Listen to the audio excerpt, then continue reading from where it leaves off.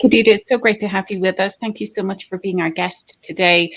And we're going to talk about why courts matter, because if you look at Pennsylvania, what's happened since 2020, and indeed all eyes once again on that swing state, more than 40 lawsuits were filed in the wake of the 2020 elections. And as we heard, there's just been another state Supreme Court decision around mail-in voting. So a lot of this is playing out in the courts. So, what exactly has been happening in Pennsylvania in the courts? What's been going on when it comes to voting access? Well, we have proven that courts matter here in Pennsylvania with all the litigation that has come our way, particularly involving voting rights and the access to the ballot.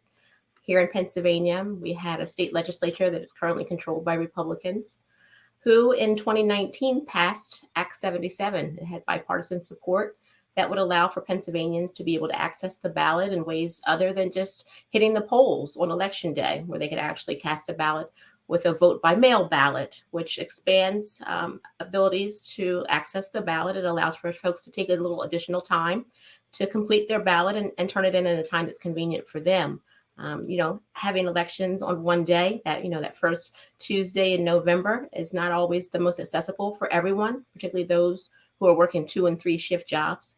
To find 60 minutes, 90 minutes, 2 hours in their day to cast a ballot can be cumbersome. And so we were grateful for the opportunity to expand the access to the ballot by having vote by mail. After the 2020 election, and who knew we were going to actually need that vote by mail with the global pandemic of COVID-19, the wild success of having vote by mail and allowing it for particularly communities of color, for younger voters to really be able to voice their power at the polls through utilizing vote by mail and other means. It just proved to us here in Pennsylvania how popular it is, how effective and safe it is. But in times, here we are in political strife, and we have legislators now who are not in favor of allowing folks to have greater access to the ballot, looking to overturn Act 77 through the courts.